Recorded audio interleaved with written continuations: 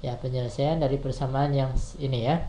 Sehingga persamaan yang ini dengan yang sebelah sini itu ekuivalen karena memiliki penyelesaian yang sama. Paham ya? Jadi kita bisa mengurangkan dengan bilangan yang sama. Cara selanjutnya yaitu tambahkan kedua ruas dengan bentuk aljabar yang sama. Oke, bentuk aljabar ini, nah, karena kita batasi ya untuk pembahasan sekarang, karena kita sedang membicarakannya persamaan linear satu variabel, maksud dari bentuk aljabarnya itu bentuk aljabar yang linear, yaitu yang pangkat dari variabelnya itu 1 dan variabelnya juga harus sama dengan sebelumnya ya, dengan persamaan yang sebelumnya. Oke, itu batasannya, karena yang kita bicarakan persamaan linear satu variabel, harus linear dan satu variabel. Jadi contohnya misalkan kita ini, perhatikan yang ini, kita akan mencari persamaan linear yang ekuivalen dengan yang ini, tetapi dengan cara menambah kedua ruas dengan bentuk aljabar. Maka bentuk aljabar yang bisa kita tambahkan itu, misalkan variabelnya itu harus X, harus sama dengan ini. Oke, dan harus linear, tidak boleh X kuadrat, tidak boleh X pangkat 3, harus pangkat 1. Jadi misalkan kita tambah dengan 3X. Kita tambah dengan 3X. Oke, nah ditambah dengan 3X, maka kita peroleh X tambah 3 yang luas sebelah kiri, kita tambah dengan 3X, yang sebelah kanan juga kita tambah dengan 3X.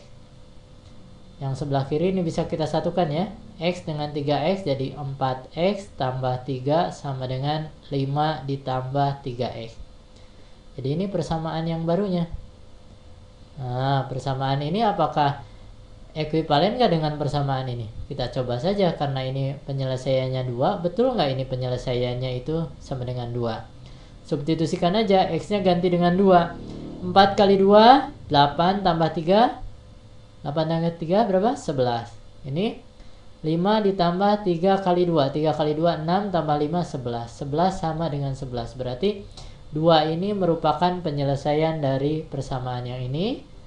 Ini ya, sehingga persamaan ini dengan persamaan X tambah 3 sama dengan 5 itu merupakan persamaan yang ekuivalen. Paham ya? Nah, ingat, tambah itu mencakup juga dengan kurang ya. Karena ketika ditambah negatif, misalkan ini, ditambah negatif 3X itu artinya sama saja dengan dikurangi 3X. Paham ya? Selanjutnya, kalikan kedua ruas dengan bilangan yang sama. Nah, selain tambah kurang, kita juga bisa mengalikan kedua ruas dengan bilangan yang sama, kecuali atau selain 0 ya. Kita tidak boleh mengalikan dengan 0. Kenapa tidak boleh? Ketika kita kalikan dengan 0, maka yang sebelah kiri akan menjadi 0, sebelah kanan juga akan menjadi 0. 0 sama dengan 0, ini bukan lagi persamaan, tapi ini kesamaan, karena variabelnya sudah tidak ada. Sedangkan di sini maknanya persamaan linear, berarti persamaan, dua persamaan atau persamaan menjadi persamaan lagi dan ekuivalen. Ya, bukan persamaan menjadi kesamaan. Oke? Ya, jadi itu selain 0. Contohnya misalkan kita akan mengalihkan dengan 2. Kita kalikan 2 ya, persamaan yang pertama ini kita kalikan 2. Jadi yang sebelah kiri kita kalikan 2, berarti 2 dikali X tambah 3. Ini sebelah kiri kalikan 2, yang sebelah kanan juga dikalikan 2. Berarti 2 dikali 5. Itu ya. Ini gunakan sifat distributif, jadi 2X tambah 6 sama dengan 10. Nah, ini persamaan yang barunya dengan cara mengalihkan dengan 2. Apakah persamaan ini ekuivalen dengan ini? Kita cek saja, betul tidak X sama dengan 2 ini penyelesaian dari ini, dari persamaan 2X tambah 6 sama dengan 10. X-nya kita ganti dengan 2. 2 kali 2, 4 tambah 6, 10. Betul ya? Jadi persamaannya menjadi benar. Jadi X sama dengan 2 ini penyelesaian dari persamaan ini, sehingga persamaan yang ini dengan yang sebelah sini itu merupakan persamaan yang ekuivalen. Oke? Paham ya? Yang terakhir, bagi kedua ruas dengan bilangan yang sama selain 0 ya. Oke? Nah, sebenarnya bagi ini yang nomor 5 ini sama atau sudah terangkum oleh nomor 4. Ketika kalikan, misalkan kalikan bilangan yang sama kan bisa pecahan. Misalkan dikalikan 1/2. Kalikan 1/2 itu maknanya sama aja dengan dibagi 2 gitu ya. Betul ya? Kalikan dengan 1/2 maknanya sama aja dengan dibagi 2. Hanya untuk mempermudah ya kita pisahkan saja ya. Oke? Ya, jadi contohnya misalkan di sini kita bagi dengan 2.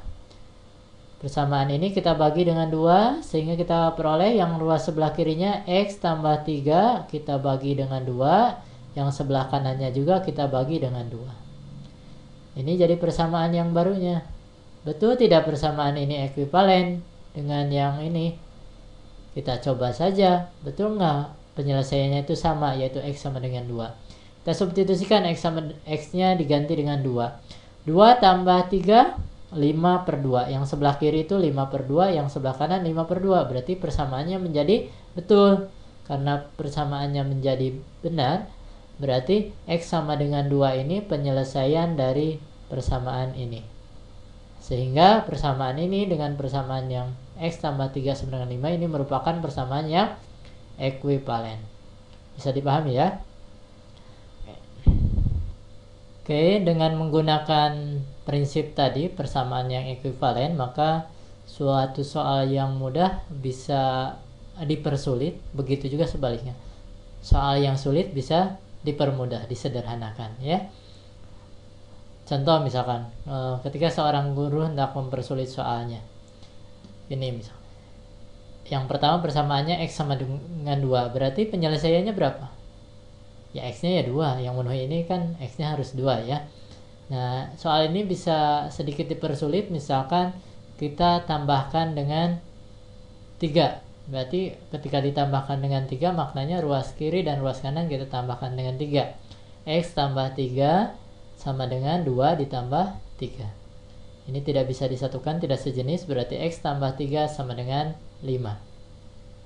Padahal ini jawabannya pasti berapa? Pasti 2. Jadi nggak usah kita cari lagi, ini pasti 2. Tapi nampaknya lebih sulit dibandingkan yang pertama ya. Nah, soal ini juga bisa dipersulit lagi. Misalkan kita hendak kurangkan dengan 3X. Nah, jadi kedua ruas dikurangi dengan 3X. Berarti X tambah 3 dikurangi 3X yang sebelah kiri, yang sebelah kanan juga 5 dikurangi dengan 3X. Ini ada yang sejenis, X dengan negatif 3X berarti bisa disatukan. X dengan negatif 3X itu negatif 2X tambah 3 sama dengan 5 dikurangi 3X. Padahal ini jawabannya berapa? Jawaban atau penyelesaiannya X yang memenuhi ini adalah pasti jawabannya 2. Tapi nampaknya atau terlihat soal ini menjadi lebih sulit karena untuk mencari X sama dengan 2 itu butuh beberapa proses. Paham ya? Oke. Nah, selanjutnya soal ini juga bisa dipersulit lagi. Misalkan kita hendak ini kan bilangannya masih kecil ya. Supaya bilangannya terlihat besar, kita misalkan kalikan dengan 7. Nah, makna dikalikan dengan 7 artinya ruas kiri dikalikan dengan 7, ruas kanan juga dikalikan dengan 7. Jadi ini semuanya dikalikan dengan 7 ya. Nah, kita bisa menggunakan distributif itu. Yang kanan juga sama dikalikan dengan 7. Ini 7 kali 5, 7 kali 3X. Itu ya. Nah, atau selain menggunakan ini, intinya kalian kalikan semua sukunya dengan 7. Makna dari ini sebenarnya menyatakan kalian semua sukunya dengan 7.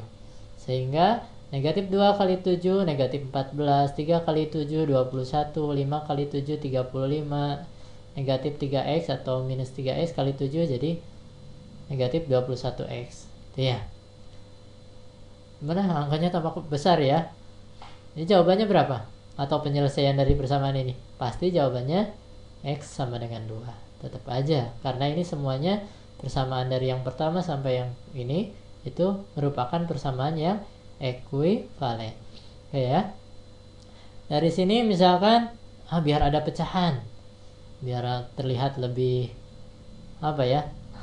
lebih rumit lagi ya. Jadi misal kita atau misalkan seorang itu bisa kita bagi misalkannya kita bagi dengan berapa? Dengan 3.